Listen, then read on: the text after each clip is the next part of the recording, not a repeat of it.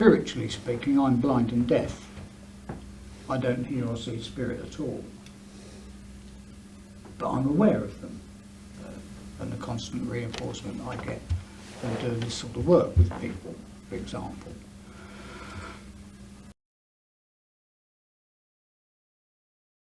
The people around me, as I'm walking down the street and going through the supermarket or whatever, are totally and blissfully unaware that a spirit world actually exists. It's when you get situations like this, when a person is hearing voices, thinks they're going mad, and the rest of society thinks they're going mad, they can actually be driven mad.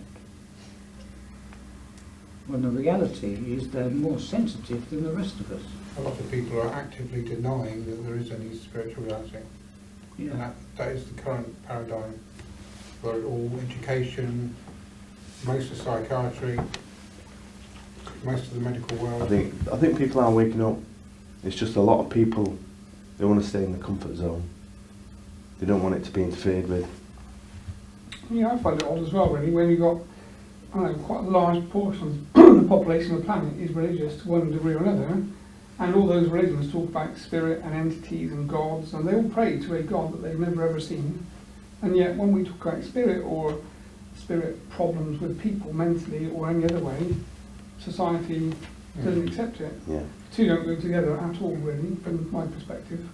Religions typically go through a phase where they move into a very sceptical sort of area, like in Christianity. God is Dead was the title of a famous book by Bishop John Robinson about 1963. I mean, there's a whole lot of the Christian church now, at least in the West, doesn't believe in God at all, certainly doesn't believe in spirits, doesn't believe there's anything beyond the material world. Mm. Yeah, they've all got churches with pictures of angels on their windows, probably. Yeah, but that's because they're all historical legacies. They're like myths from the long past. I mean, they're not going to take the stained glass out because it looks nice. You know, and then the listed buildings people will be on their backs too. So doesn't mean to say they believe in any of that stuff. What I'm really interested in now, and maybe it's a little early because you've only just been through an experience today that was new to you. But you told us earlier that you've been suffering from these intrusive voices for 20 years? Yeah, it's a good 20 years. And we just did some work today, and you've had a little bit of time to, Yeah, there's no... I've been listening out for them, and it's kind of strange because I'm finding no intrusions at present, and there hasn't been for a good half an hour yet. And normally, in my day-to-day life, I get 2 or 3 comments made per minute. But for the past half an hour, I've been relatively... Well, it's just bizarre. It's like I'm steering the ship now. Good. I'm just going to give you a little bit of a warning here. This comes from a case that we dealt with quite recently, you and I. Can't remember the name of the person, but this particular characteristic of the case I've just been reminded of. The voices were removed, right? But then the person wanted to check and make sure they were gone. So invited them back to see what was happening. Yeah, it was a spiritual young lad, wasn't it? He was quite telepathic. And he actually liked the concept of talking to voices, basically. Yeah. So when we removed them, and then I wonder if I can get them back. And of course he invited them back, and of course they came back. Yeah, different ones, but more voices. Yeah. So there's a warning here. Don't test it. Don't invite them. I don't want to. I'm conscious of that. I'm conscious of that. I don't want to. Yes. Now you're gone. You're going to stay gone. That's the hope. Yeah. And also, it's, over time, as time goes by, you'll start to have the confidence that you are in fact yourself, and you feel better, and you've got more energy, and that's what makes a huge difference as well. Because you've spent such a long time not having full control of your own life. Mm-hmm. It's going to take a little while to readjust to the fact that you have. It's very dehumanising, but even more dehumanising in many ways how the psychiatric services treat you. It's quite appalling, really. Yeah, well, tell us more. I was sectioned once on the bogus grounds where they had 11 armed policemen surround me and my family Really? and take me out of the car in front of my son. My son was 2 years old at the time, 1 year old. For a number of months afterwards, when I was eventually released, when I used to leave the house, he'd cry because he didn't think I was coming back because of what the police did. Repercussions. And that's all simply because I wasn't taking the medication. I'd made no threats to anyone. I was conducting myself generally okay. We're getting a holiday for my wife and child back to South Africa while I looked for a new house for us to stay in. That was the plan. Then 11 armed policemen. Another sad fact in all of this is a lot of people suffer mental health because of injuries sustained in childhood mentally. I'm no exception to that. And society, they cover it up. And you know, I think some of us are aware of the film Girl Interrupted and films like that. These things happen where people have their children as they grow older, and the children start demonstrating problems that they have because of what they've suffered in childhood. Quite often the parents will have them sectioned. And it's not just make-believe, it's not just a script written for Hollywood, this actually happens. And the psychiatric services go along with it. And there's many people that are there who have been sectioned, who are probably very decent human beings, but they are made to look as if they are rejected by society. And it's not. A lot of it stems from problems that occurred during childhood. But what I want to focus on now is having experience. What advice would you give to someone who was experiencing similar to what you had? I got in my arsenal every kind of tool I could get from people like the Warrior Program, NLP. I've tried everything, and the voices have always been there. No matter what medication I've been on, Clopixol injections, Dipixel injections, olanzapine, stelazine, aripiprazole, risperidone, I've been on a lot. The voices have always been there. But for the past half an hour, after what we've gone through here, I don't feel any intrusions for the first time in about 20 years. I feel quite upset about that because I've been suffering so long, and if there are these therapies that are out there, you have to grab them. You've got to grab them, because the way the system and the state makes you feel, what it makes other people believe of you with institutionalization, does nothing but make you feel a low quality human being. And that's appalling, because we consider ourselves the modern world, and we're not. We are modern when we encompass things like what we've done here today, not through archaic philosophies, draconian ways of institutionalization. It's not working. It's obvious. So if you can get these therapies, give them a go. They're on offer. Seek them out. That's what I'd say. And I'm saying We've got someone else here today who has experienced, and what we've not demonstrated today is the remote method, where we work on behalf of someone who's not in our immediate presence, right? Remote spirit release therapy. Has anyone got anything to say about that? Well, I've got experience with my son, he's 23 years old, and he's having mental health probably the last 5 years, and he's been diagnosed with psychosis. And last September, he was detained under the Mental Health Act as well for treatment. And I was quite shocked and realized how dehumanized is the mental health service and the psychiatrists, the way they treat people. When he was in a hospital, then when I contact Dr. Palmer and Andrew for work, before that, the day, my son was completely doped with the medication.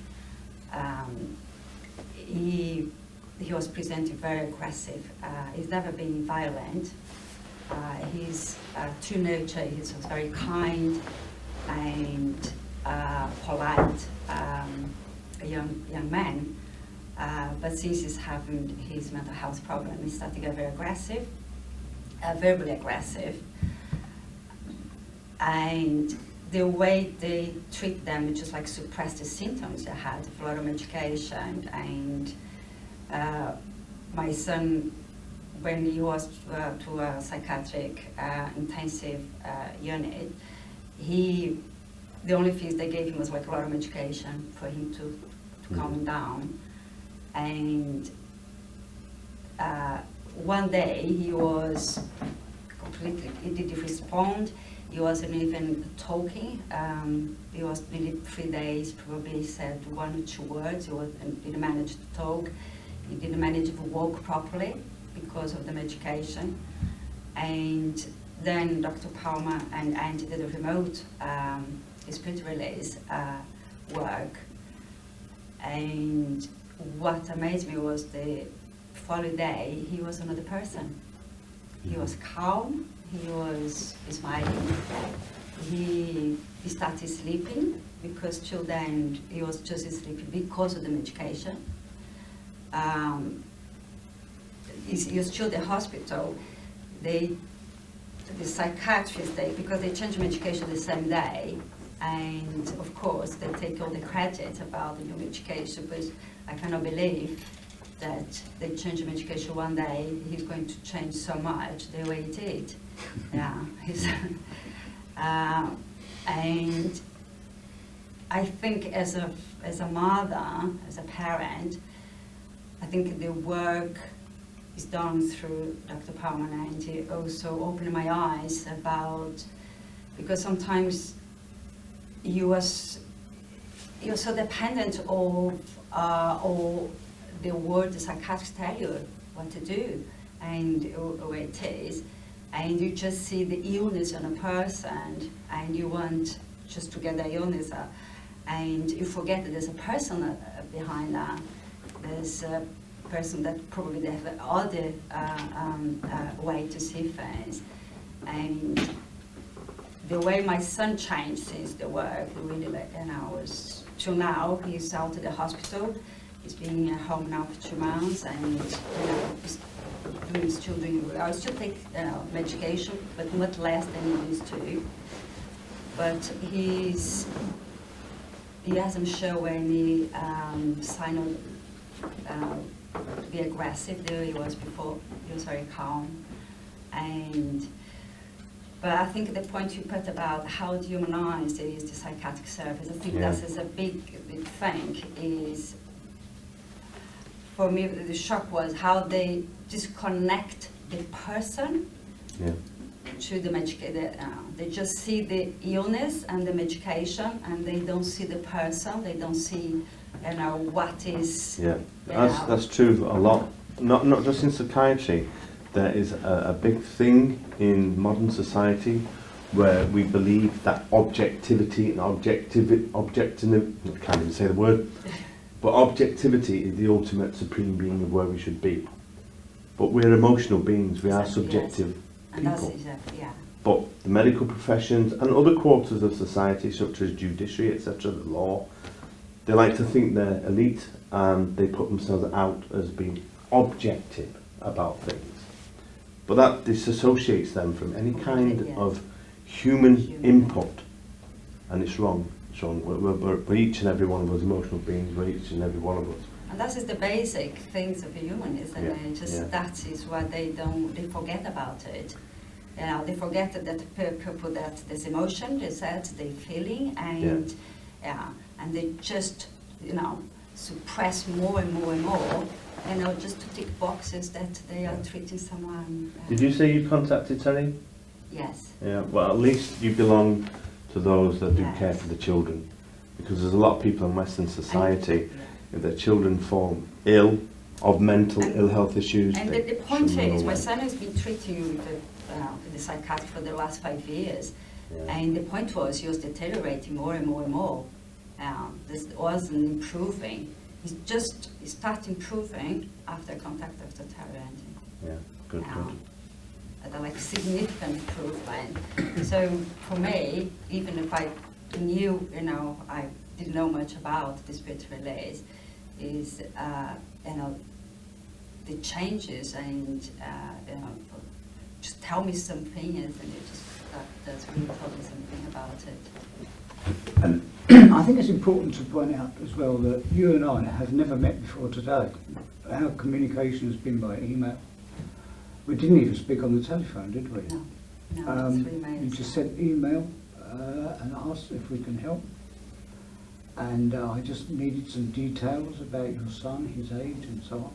And we did the work, didn't we, remotely? There are serious researchers who spend an awful lot of time and energy, and they receive funding from, they're very fortunate that their research is financed and supported, researching into the nature of consciousness. Consciousness studies has become a very, very fashionable area of research. And you have a lot of organisations that are set up purporting to be investigating spirituality and so on. And you have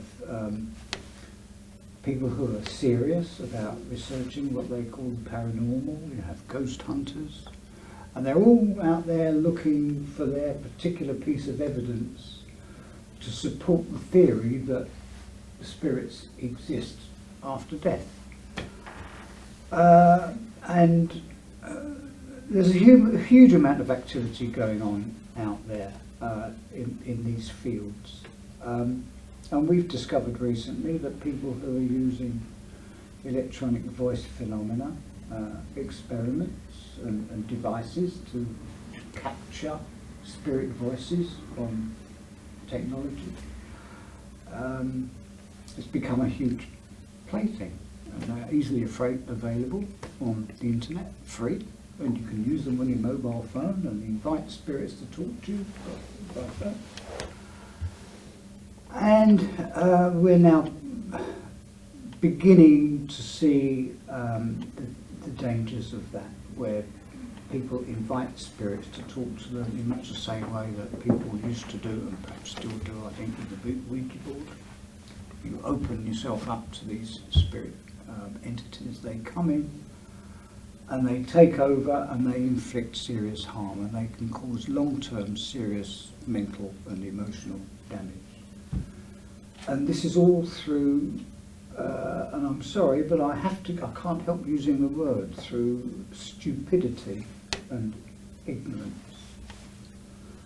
And a message that was given to us recently by a very, very old and ancient demonic entity goes all the way back beyond Egyptian times, back to Sumerian times. And this demon that exists and was attached to a person was attracted through EVP experimentation. And this entity said, you can't get rid of me, I'm too powerful, you're just not strong enough, but I will go at my own free will. And as it was leaving, it imparted some very, very valuable information to us. And it said, your kind are like children playing in a pool that's full of crocodiles.